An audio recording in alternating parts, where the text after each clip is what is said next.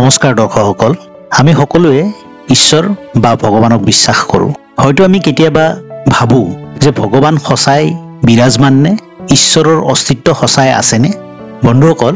আহকচোন আজিৰ ভিডিঅ'টোত আমি ভগৱানৰ সন্ধান বিচাৰি যাওঁ মানৱৰ মাজত ভগৱানৰ অস্তিত্বৰ সন্ধান কৰা অনেক ব্যক্তিৰ লিখনিয়ে সহায় কৰে ভগৱানৰ তত্ত্ব অনুভৱ কৰাত ভগৱান বুলি হিন্দু ধৰ্মত 33 কোটি দেৱতা আৰু শীৰ্ষত থকা ব্ৰহ্মা বিষ্ণু মহেশ্বৰক গ্ৰহণ কৰে নাগৰিকে খ্ৰীষ্ট ধৰ্মত যীশু খ্ৰীষ্টক যিদৰে ভগৱান বুলি গ্ৰহণ কৰে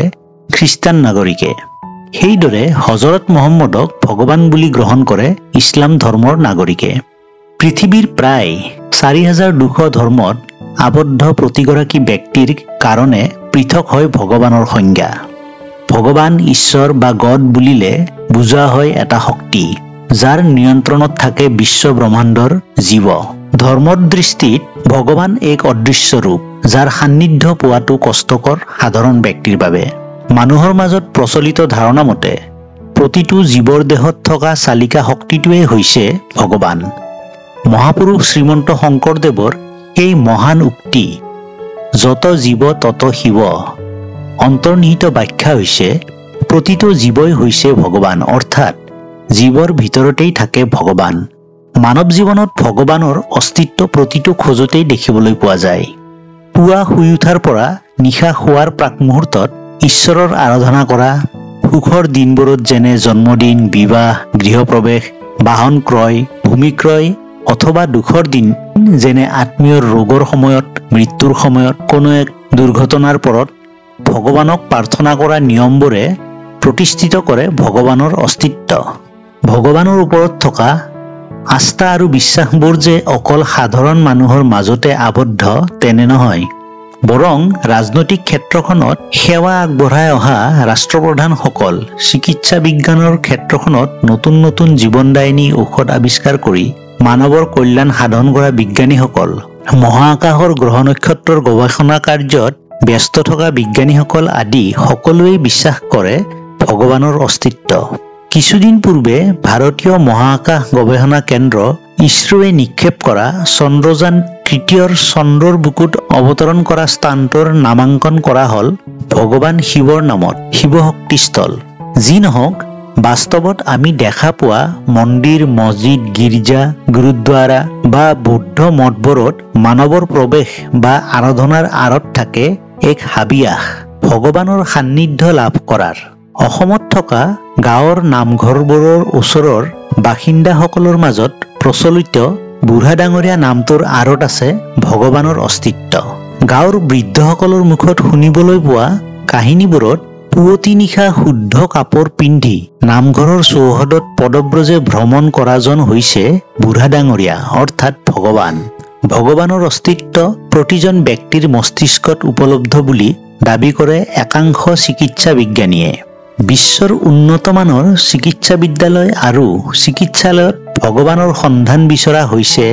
মানৱৰ মস্তিষ্কত 1975 চনত বষ্টন ভেটাৰ্নছ এডমিনিষ্ট্ৰেশ্যন হস্পিটেলৰ ডক্টৰ নৰমান গেছউইন নামৰ স্নায়ুবিজ্ঞানী তথা চিকিৎসকগৰাকীয়ে চলোৱা এক পৰীক্ষাৰ বাবে নিৰ্বাচিত কৰা হৈছিল ধৰ্মৰ প্ৰতি বিশ্বাস থকা 10 জন ব্যক্তিৰ মস্তিষ্ক ৰঞ্জন ৰশ্মিৰ দ্বাৰা মস্তিষ্কৰ বিভিন্ন কোষৰ পৰীক্ষাত পোৱা ফলাফল অনুসৰি যিসকল ব্যক্তিয়ে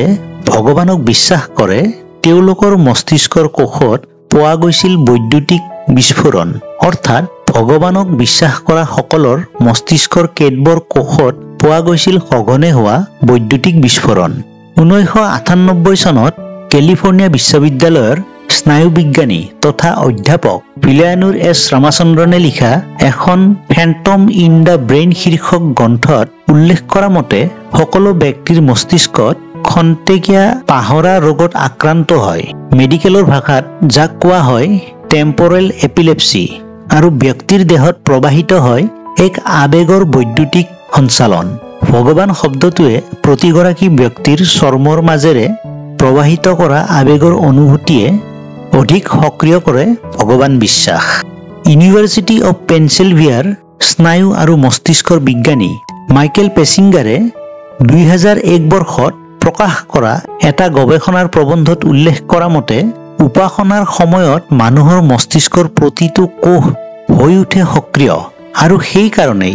বৌদ্ধ সন্ন্যাসীসকলৰ মস্তিষ্কৰ সক্ৰিয়তা আন সাধাৰণ মানুহতকৈ বেছি 2002 চনত বৌদ্ধ সন্ন্যাসীৰ মস্তিষ্কৰ ওপৰত গৱেষণা কৰা ইউনিভাৰ্চিটি অফ উইসকনচিন মেডিচিনৰ স্নায়ুবিজ্ঞানী ৰিচাৰ্ড জে ডেভিডছনৰ মতে আৰাধনাই মানুহৰ দেহৰ পৰা অত্যাধিক বিশুদ্ধ তেজ মস্তিষ্কৰ ভিতৰলৈ প্ৰবাহিত কৰে আৰু অক্সিজেন নোহোৱা তেজ প্ৰবাহত বাধা আৰোপ কৰে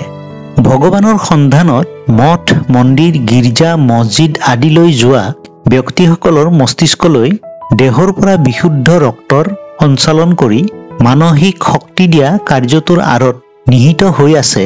ভগৱানৰ অস্তিত্ব অৱশ্যে যিসকল ব্যক্তিয়ে ভগৱানক বিশ্বাস নকৰে যাক নাস্তিক বুলি কোৱা হয় তেনে ব্যক্তিৰ মস্তিষ্কৰ ওপৰত তাৰ ফলাফল এতিয়ালৈকে কোনো উৎসত পোৱা যোৱা নাই এই বিশ্বব্ৰহ্মাণ্ডৰ প্ৰতিটো সৃষ্টিৰ আঁৰত থকা ভগৱান বিশ্বাসৰ ধাৰণাটো আজিও সক্ৰিয় সকলো ধৰ্মত ভগৱানৰ অস্তিত্ব বিচৰা সাধাৰণ মানুহৰ শৃংখলিত জীৱনশৈলীত নিহিত হৈ থাকে বিশ্বাস ভালপোৱা শ্ৰদ্ধা ভক্তিৰ আচৰণ সেইবাবেই হয়তো হত্যা হিংসা অপব্যৱহাৰ অত্যাচাৰ আদি কৰ্মবোৰক ধৰ্মবিৰুদ্ধ বুলি কোৱা হয় যাক সকলো নাগৰিকে স্বীকাৰ কৰে ভগৱান শ্ৰীকৃষ্ণ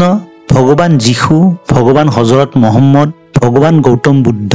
ভগৱান ৱাহেগুৰুৰ ওপৰত বিশ্বাস থকা প্ৰতিজন ব্যক্তিৰ কাৰণে আজি কৰ্মই ধৰ্ম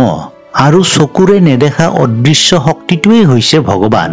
যি আজিও মানুহ আৰু জন্তুৰ মাজত থকা পাৰ্থক্যবোৰ সজীৱ কৰি ৰাখিছে কৰ্মৰ জৰিয়তে গতিকে বন্ধুসকল আজিৰ এই ভিডিঅ'টোত নিশ্চয় আমি কিছু হ'লেও ভগৱানৰ অস্তিত্বৰ বিষয়ে জানিব পাৰিলো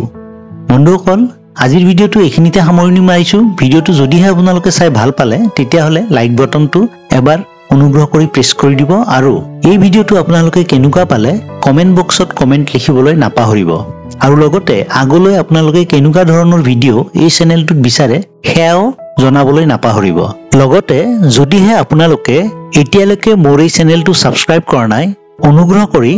সাবস্ক্ৰাইব কৰি ল'ব আৰু ওচৰত যিটো বেল আইকন আছে বেল আইকনটোও প্ৰেছ কৰি ৰাখি দিব তেতিয়াহ'লে আগলৈ আহিবলগীয়া এনেকুৱা ধৰণৰ ভিডিঅ'সমূহৰ নটিফিকেশ্যন আপোনালোকে পাই থাকিব গতিকে বন্ধুসকল আজিৰ ভিডিঅ'টো এইখিনিতে শেষ কৰিছো ধন্যবাদ